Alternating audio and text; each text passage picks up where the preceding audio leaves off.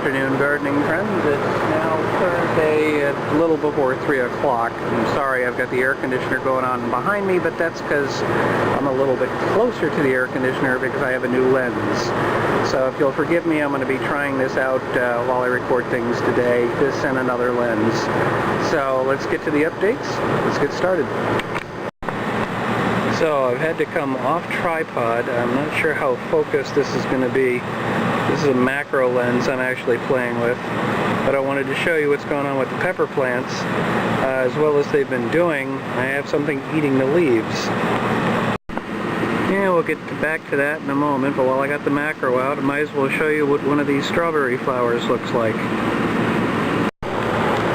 Okay, now this may be the final shot going back to the pepper plant with this lens, so I'm going to go back to my standard setup in a minute, but I just wanted to tell you, I've already showed you how something's eating the leaves, so I'm going to have to try and figure out how to treat the pepper plant because I want to protect it. I've been really looking forward to growing actual peppers, but it's not going to succeed if all the leaves are dead, so we'll see what we can do. I'll give you an update once I have a solution for that.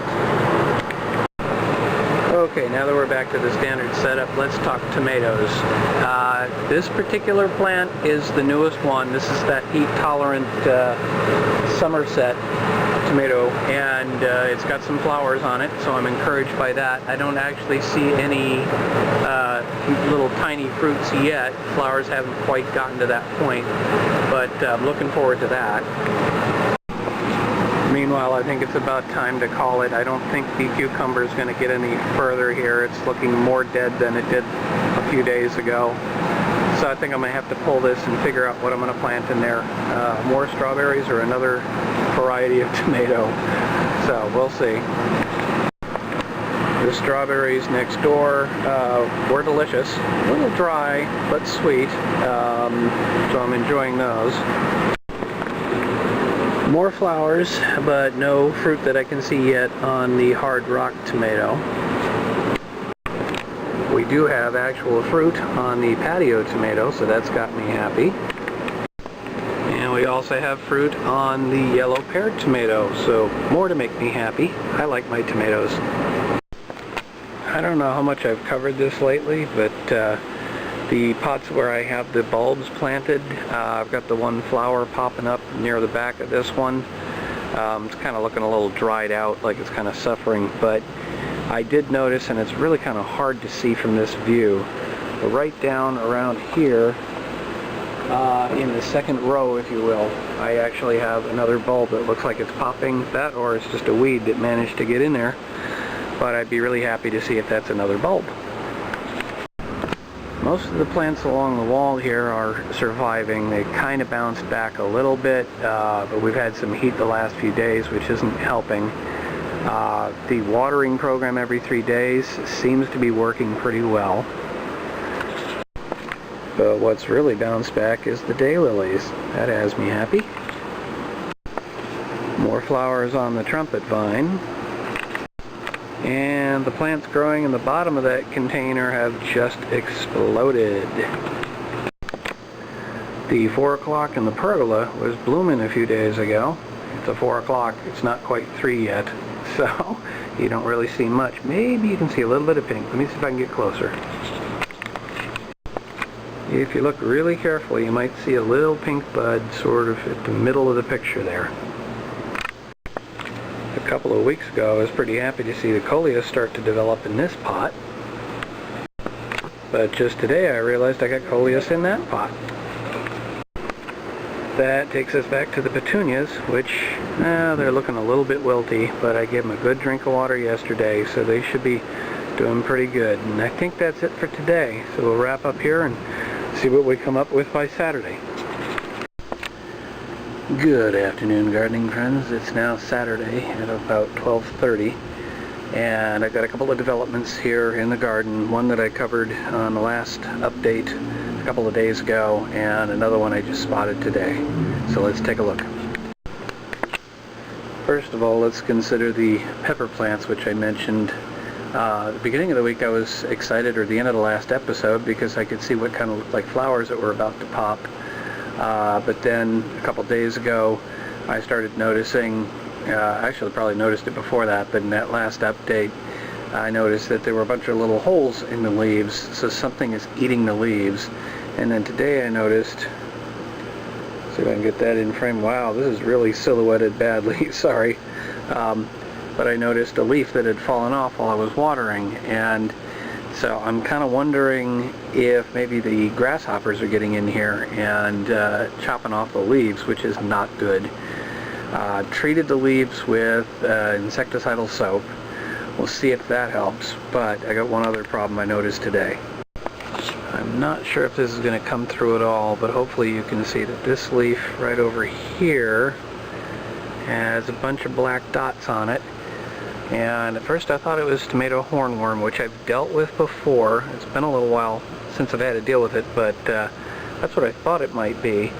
But it looks more like maybe an aphid type problem. Just from my research, it seems the pellets are smaller than typical for tomato hornworm.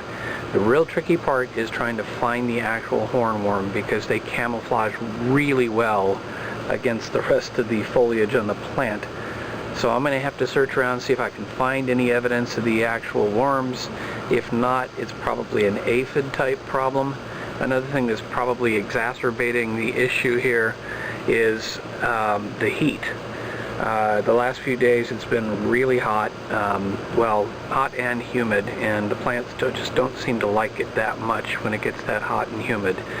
So I'm going to have to do some searching and see if I can find any problems on this plant.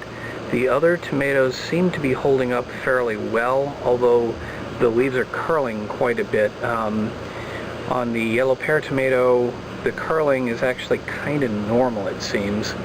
The plant just continues to grow despite all of that. The hard rock that I'm looking at right now, but I'm not showing you, well, let me show you. Here's the hard rock, and you can kind of see the leaves are curled just a bit. I don't know if that's a wilting kind of thing, but today was the next day for the watering schedule, and it kind of makes me wonder now in this heat if I should be watering every 2 days instead of every 3 days. We'll just have to see. So that's pretty much it for the tomatoes. Let me take a look around, see what I can figure out, and I'll get back to you. Okay, so it's a little bit later, not too long. I had done some research before I recorded the last bit, and I just thought about it for a minute and said, you know, there's smaller little pellets or whatever you want to call them, and if it is aphids, the simple solution here is to spray them with water with just a little bit of dish soap. I always thought you had to get the pure soap and all the rest of that stuff, but I'm starting to read more where you can actually use dish soap. It's like a tablespoon to a gallon, so I tried to kind of replicate that with a smaller bottle and sprayed that on to try and encapsulate whatever is there, and then hit them with a blast of water, so you might be able to see some water on the leaves there. I don't like putting too much water on the foliage, because then the sun comes and dries it, and you get the potential for disease for doing that. So last thing I need is powdery mildew. But we're going to try that. It's just a patio tomato plant. Worst case scenario, if I lose the plant, I can replace this one a lot easier with a seedling, rather than trying to grow it from seed. The one that would have me the most nervous would be the hard rock, which is the one I've got here that was grown completely from seed. That said, that's the tomato plant. I got one other thing to show you.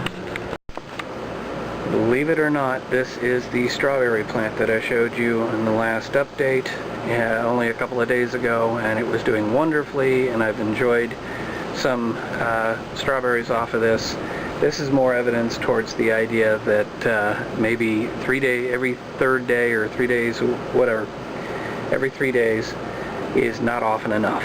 So now it's going to have to be every other day until we get through this heat wave. That's it for on the patio. Actually, no, it's not. I wanted to show you, and this is a tough shot to get because I have to raise the camera up above my head to get this shot. But I wanted to show you the squash plant, which is bouncing back, and let me get you a different angle. I'm hoping this is coming through, but if you look, you can see a flower on the right of the screen there. and underneath it you can see an actual fruit.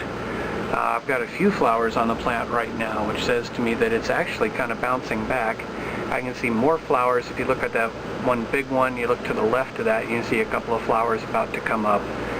And actually you can see one to the right of it. So this is encouraging on the squash despite the other problems. So I guess it kind of balances out. Ultimately, some tomatoes I could go buy at the market. That's not a big deal. I just enjoy growing them myself, and when you put all that effort in and something starts to attack it, that's when you get really kind of disappointed.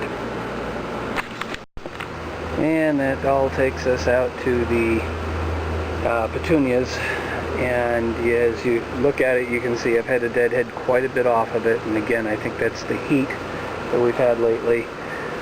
Some things thrive in heat, other things are a little sensitive to it. So I've deadheaded what I can off of it. I can see a couple of branches I need to snip off and kind of clean it up. But I did give it a really good drink of water today, so maybe in the next couple of days it'll bounce back. I can see some buds on there, so there's stuff yet to bloom. But that's it for today. That's it for this episode. This is the Budget Gardener signing off and saying, may your thumb be green.